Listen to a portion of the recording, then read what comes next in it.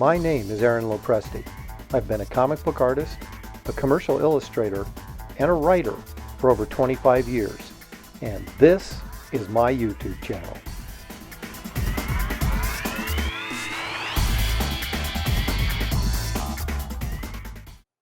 Hello, everybody. It's once again time for Talking Comics and Art with Aaron Lopresti. I am, of course, Aaron Lopresti. I've been promising for quite some time that I was going to do a step-by-step video of me painting the Kit Carter movie poster that, of course, is available on the Kit Carter Planet Doom graphic novel campaign on Indiegogo.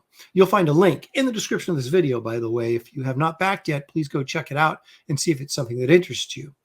I shot a video, the first one, on my cell phone, as the dog wanders in back there. Shot it first on my cell phone, and I'm going to show you that video right now. We'll consider this officially part one.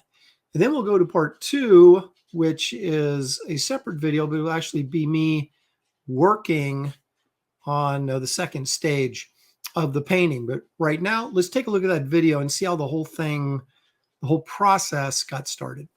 Hey everybody, as promised, here I am with the very first video showing the step-by-step process I'm taking to completing the Kit Carter painting that's going to be used for the movie poster, which is part of the campaign. As you can see, the very first step for me was blowing up the drawing to be about the actual size that it's going to be on the poster. The reason being, I didn't want to paint something really small, then blow it up. I didn't necessarily want to paint something so large that I couldn't control it and then have to shrink it down. So I thought the best plan would be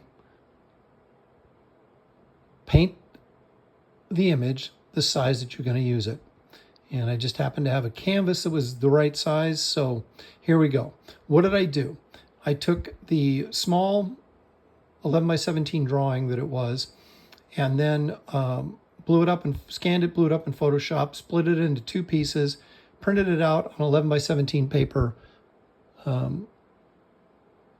sideways, and then stacked it to get the image. Now you can see there's a gap in between, and that's because the image was just a little too large.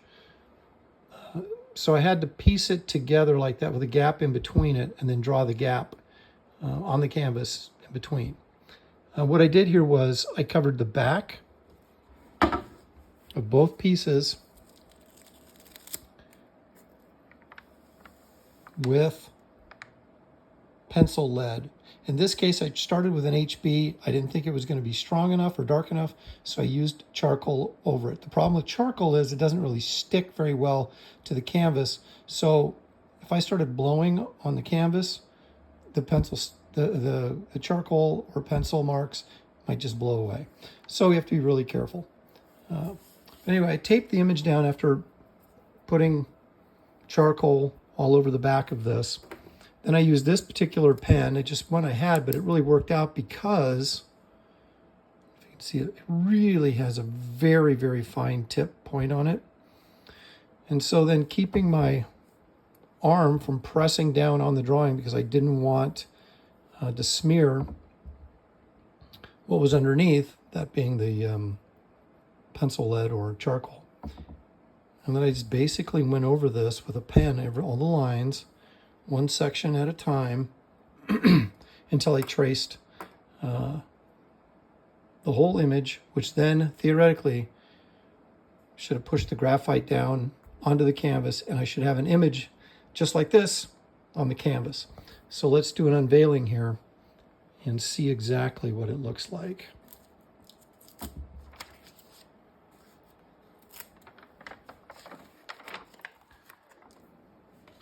All right.